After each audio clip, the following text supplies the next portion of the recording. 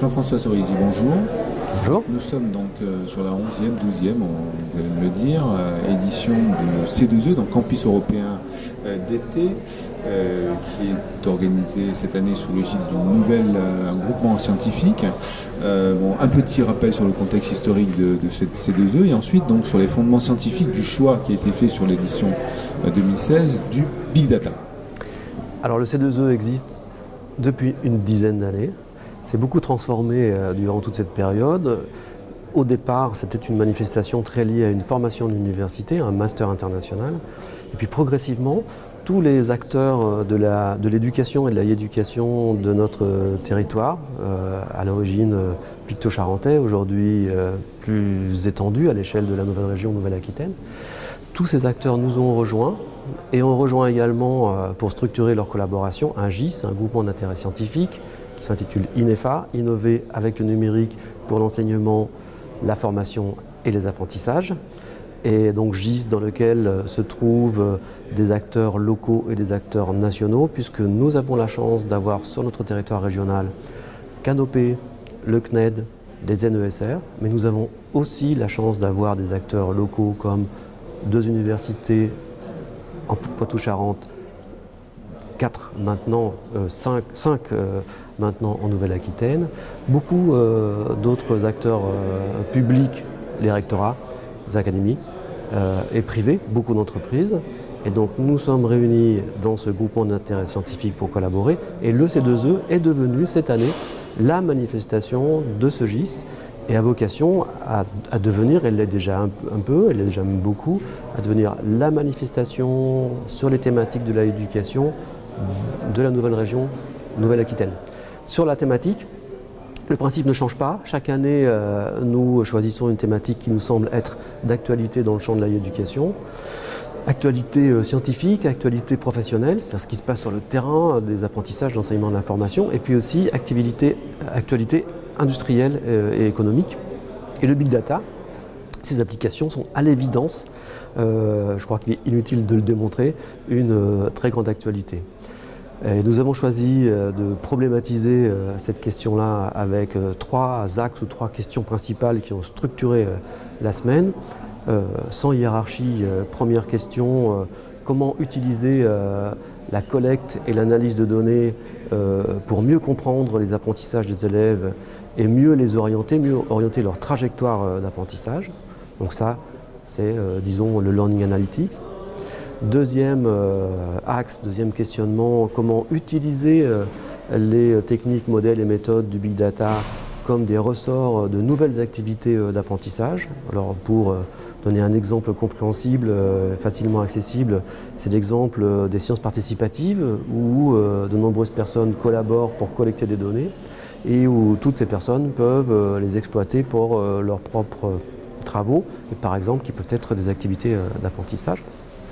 Plusieurs exemples, ou de nombreux exemples même, ont été donnés durant cette semaine de C2E. Et la troisième question qui est essentielle pour nous, à la fois parce qu'elle est très critique aujourd'hui et qu'elle est porteuse d'une dimension réflexive et citoyenne importante, c'est comment former, comment éduquer aux données. C'est une dimension qui traverse toutes les éditions du C2E.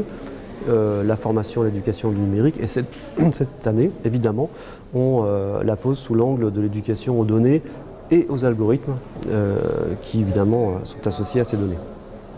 Et effectivement, le sujet est quand même très important, notamment au niveau de la protection des données, hein, parce qu'en général, c'est la première des choses.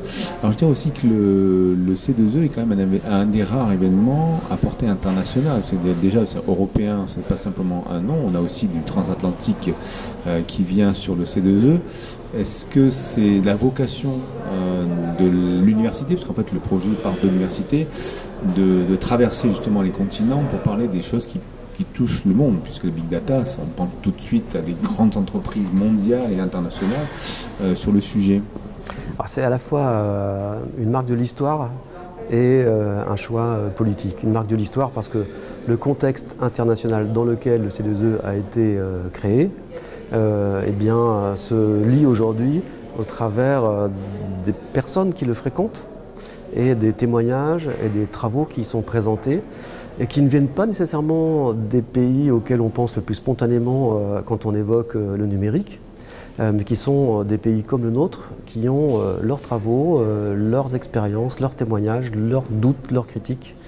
Et cet élément-là rejoint la dimension politique, c'est-à-dire que comment avancer sans échanger dans d'autres contextes économiques, culturels, éducatifs, il nous semble que c'est beaucoup moins riche que si on instaure une dimension de, non pas de comparaison, mais de mise en perspective et de partage d'expériences.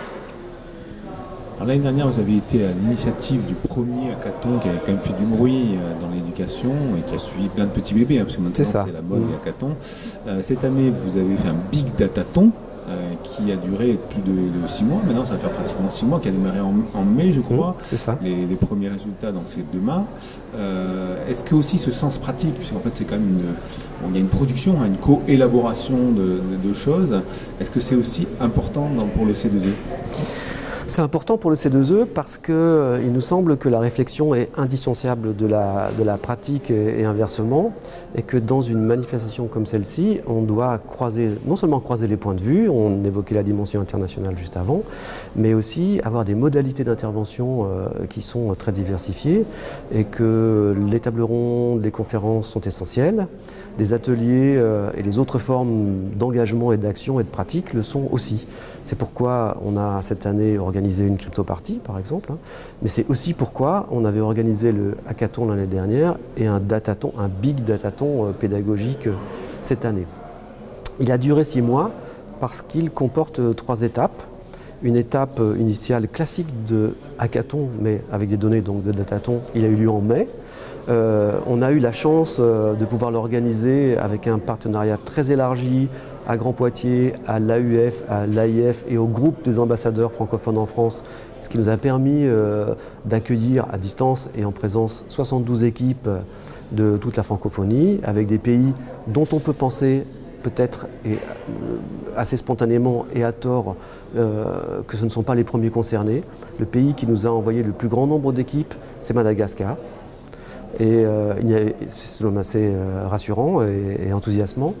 Et donc nous avons eu une première étape. 6 équipes ont été lauréates de cette première étape. Elles ont travaillé jusqu'au mois de septembre et elles sont à Poitiers durant tout le C2E pour un atelier d'accélération, ce que nous n'avions pas fait l'année dernière dans le cadre ce que nous avions moins bien fait l'année dernière dans le cadre du hackathon et qui nous semble pour nous très important parce que c'est aussi le lien que nous faisons avec la réalité économique de ces questions-là, puisque l'idée du processus datathon n'est pas seulement le datathon lui-même, le big datathon lui-même, mais aussi la production, nous l'espérons, de projets qui n'en resteront pas là et que l'on verra sous peu diffusés d'une façon ou d'une autre et au travers de structures qui pourraient peut-être être des startups créées par les lauréats. On voit qu'il y a une grosse intelligence dans cette région. Le cluster, la French Tech, le hackathon, tout ça, c'est vraiment, il y a une cohérence totale. Alors c'est qui c'est un groupement, le groupement d'intérêt, il y a un comité scientifique, c'est quoi? C'est des gens qui se connaissent bien, qui ont travaillé longtemps ensemble pour pouvoir arriver à ça, parce qu'on sait que c'est compliqué, nous, à Ludovia. Bon, nous avons la chance d'être dans une région à dominante rurale. Et finalement, sans doute avec un moins grand nombre de structures publiques et privées qui seraient des leaders ou en tout cas des structures très très reconnues, très connues dans le domaine de l'éducation. Je pense aux entreprises, surtout en disant cela. Mais ça a aussi un très grand avantage, c'est qu'ici, on peut se connaître très facilement. Et si on a envie de collaborer et de travailler ensemble, c'est vraiment très simple. Donc simple, disons plus simple qu'ailleurs. Mais voilà des années que nous travaillons ensemble et que nous cherchons à structurer nos collaborations. Nous avons plusieurs outils formels pour le faire depuis peu. Le GIS, INEFA, le label French Tech qui est très fédérateur, et puis des manifestations comme le C2E qui sont aussi des occasions annuelles de travailler, non seulement de se retrouver au moment du C2E, mais de préparer le C2E tout au long de l'année, avec une méthode de travail qui elle-même est très génératrice de collaboration, puisque tous les partenaires du C2E ne sont pas seulement ceux qui mettent la main au portefeuille pour financer une manifestation annuelle, ce sont des structures qui toutes se réunissent à peu près une fois par mois tout au long de l'année pour concevoir ensemble le programme, pour identifier les intervenants. Et ces réunions sont aussi des réunions qui favorisent bien d'autres collaborations que la production simple de la semaine du C2E.